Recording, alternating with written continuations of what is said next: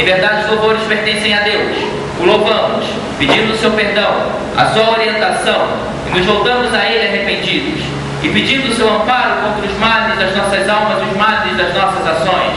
Aquele a quem Deus orienta jamais será desviado, e aquele a quem Deus desvia por tal merecer jamais será orientado. E preste testemunho de que não há outra divindade além de Deus o único, e que Muhammad é seu servo e mensageiro. Que as bênçãos e a paz de Deus estejam sobre ele, sobre os seus familiares, seus companheiros e seus seguidores até o dia do juízo final. Ó aqueles que creram, temei a Deus tal qual deve ser temido, e não morrais senão como muçulmanos. Ó humanos, temei a vosso Senhor que vos criou de um só ser, o qual criou sua companheira, e de ambos fez descender inumeráveis homens e mulheres. E temei a Deus em nome do qual exigis os vossos direitos, e reverenciai o laço de parentesco, pois Deus é vosso observador. Ó aqueles que creram, temei a Deus e dizei palavras apropriadas. Ele emendará suas ações, perdoará os seus pecados, e aquele que obedecer a Deus e a seu mensageiro terá logrado um magnífico benefício. Caros irmãos, sabei que os melhores dizeres são os dizeres do livro de Deus, e a melhor orientação é a orientação do profeta Muhammad sallallahu alaihi wasallam. E o pior dos assuntos são as inovações na religião, e toda inovação na religião é um desvio, e todo desvio tem como destino final o fogo do inferno. Irmãos, diz Deus o Altíssimo ao Corão: Inna hadihi ummatukum ummatun wahida wa ana rabbukum fa'budun. Em verdade, essa sua nação é uma nação única, e eu sou o seu Senhor, por isso me adorem. Em uma outra área diz Deus o Altíssimo: Wa inna hadihi ummatukum ummatun wahida wa ana rabbukum fattaqun.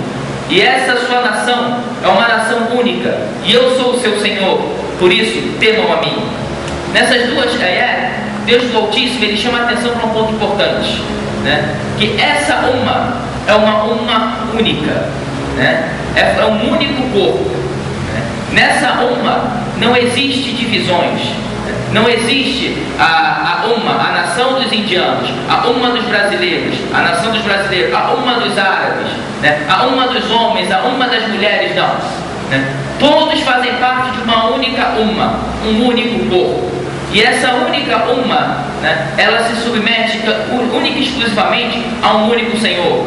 Diz Deus ao último: e eu sou o seu Senhor, por isso me adorem. E na outra e eu sou o seu Senhor, por isso temam a mim. Então essa ela está submissa única e exclusivamente à vontade de Deus do Altíssimo. Então Deus disse que cada um de nós, cada um que diz La ilaha illallah, faz parte dessa nação, né? Agora, quem é essa nação? Quais são as características dessa nação? Muita gente erroneamente acha que essa nação, essa né, é única e exclusivamente a do profeta Muhammad sallallahu alaihi wasallam. Mas não, na verdade, a história dessa se inicia com o primeiro homem criado, o profeta Adão. O profeta Adão foi o primeiro membro dessa nação. E no decorrer de toda a história, todos aqueles que se submeteram voluntariamente à vontade de Deus, ou seja, eram muçulmanos, fazem parte dessa E isso permanecerá até o fim do mundo, até o fim dos tempos. E a história dessa nação, dessa ela pode se dividir em dois momentos importantes. Antes da vinda do profeta Muhammad sallallahu alaihi wasallam e depois da vinda do profeta Muhammad sallallahu alaihi wasallam. A característica dessa nação antes do profeta Muhammad sallallahu alaihi wasallam, né, é que ela tinha os mensageiros que vinham específico para um povo, conclamando aquele povo específico para seguir a orientação de Deus o Altíssimo. Cada um era enviado para um determinado povo. E todos eles vinham com a mesma mensagem. Diz Deus o Altíssimo ao Corão, se referindo a um desses mensageiros, que ele diz: Ya qawm, u'budullaha ma lakum min ilahi ghayruh. Ó povo meu, adorem a Deus, vocês não possuem outro Deus senão Ele. Então, antes da vinda do profeta Muhammad sallallahu alaihi wasallam, a mensagem ela era destinada a um povo específico. E diz Deus o Altíssimo ao Corão: Huwa alladhi sammakum al-muslimina min qabl wa fi hada. Ele foi aquele que chamou vocês de muçulmanos antes e hoje. Isso mostra que todos aqueles que seguiram os mensageiros eram muçulmanos e faziam parte dessa nação, a nação do Islã. E a segunda etapa veio com a vinda do profeta Muhammad sallallahu alaihi wasallam.